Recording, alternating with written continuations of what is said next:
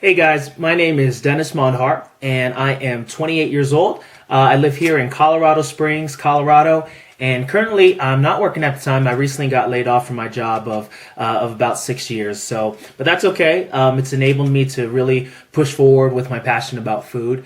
And I'm really wanting to be a part of MasterChef. Cooking for me has been really an adventure as a whole. Growing up, it allows me to experience a lot of new flavors and also new cultures as I do it. Food growing up has been a huge part of my life. Number one, my dad was a chef in the military, so he actually catered a lot of the admiral and state dinners and events like that. So he showed me really the kind of the gourmet side of things. While my mom and my grandma, they were the home cooks. And growing up Filipino, we had a lot of parties, huge family gatherings where there was large amounts of food and you were always encouraged to eat. So I was really exposed at a young age to different types of cuisine, whether it was, the Filipino cuisine or American or the whole gamut, really, from fine dining to downright home good cooking. But my true passion at the age of 17, I was on my own, and that's really what started my culinary adventure.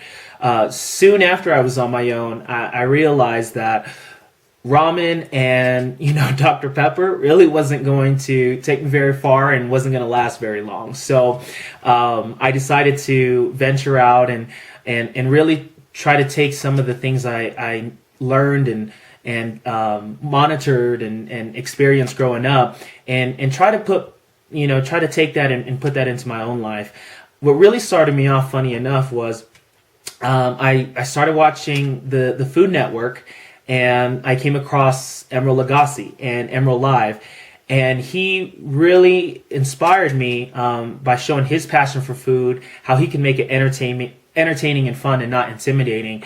And it wasn't very far after that I went to the local library and I actually checked out the book called Cooking for Dummies. And that really was my platform to take me where I am today. So what I would say is what makes me a great cook is I love trying new things and discovering new flavors and incorporating that into everyday meals. So I like to take some of that down home cooking and really what I call level it up and make it a little bit fancier and a little bit more gourmet, whether it's adding wine or fresh herbs or different things like that. So I want to make food accessible to others because I think it is. And one thing I learned from Emeril is that you can't be intimidated in the kitchen. Have fun.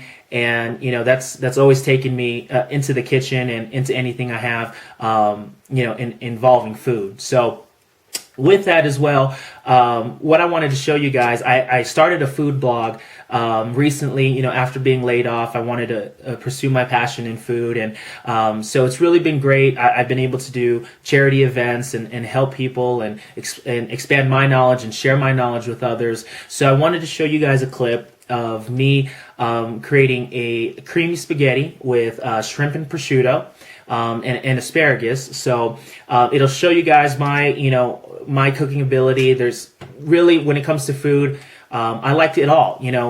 My favorites are, of course, Filipino, but, I can do everything from Italian to Mexican cuisine, Greek cuisine. Nothing is out of bounds. Nothing's off limits for me. And, and if there is a cuisine out there that I haven't tried, that's my next thing on the to-do list. So, hope you guys enjoyed these next couple clips here. Again, and if you want to check out more, my food blog is www.food-it-forward.com or facebook.com/fooditforward. So hope you guys enjoy, and here's the clip. It's going to be a real treat today. Let's kind of go over some of our ingredients. Here I have some water boiling for our pasta, and we're also going to blanch our asparagus. Here we have prosciutto. We're going to talk a little bit about what prosciutto is, and if you're not really into pork, you can substitute this with like a turkey bacon. That'll work just as good.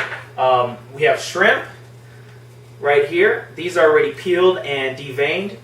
And again, if you don't like shrimp, use chicken, the same flavors will work with different ingredients. We have some finely chopped Italian parsley and some finely chopped chives, and we use the zest of 2 lemons. What I'm going to do first is I have our prosciutto here. I'm going to add, this pan right here is already hot. I'm going to add, you can probably see the smoke coming out from it, a little bit, about a tablespoon or so of extra virgin olive oil. Get that pan coated, and you see it's really hot here. So I'm going to take our prosciutto, and I'm just going to render this down, get this prosciutto crispy, just like you would bacon. And then we're going to start layering our flavors with this.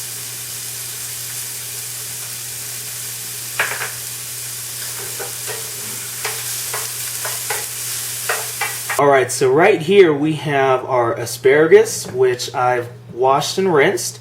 Now, dealing with asparagus, a couple of things you could do. You could either take the asparagus and snap it right where it snaps naturally, and then you're just going to add that to the snap ones. You could do that each individually, and they naturally snap where it's tough, and just add that to there.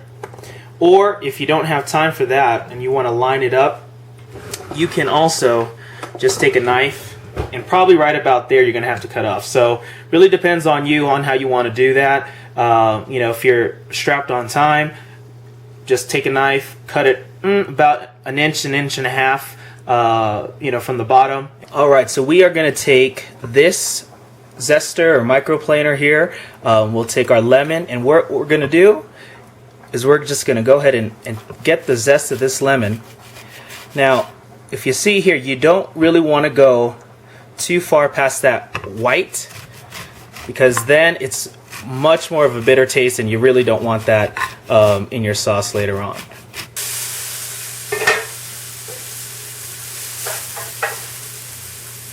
So our prosciutto is almost done rendering down. What I'm going to do now is I'm going to take our diced up asparagus.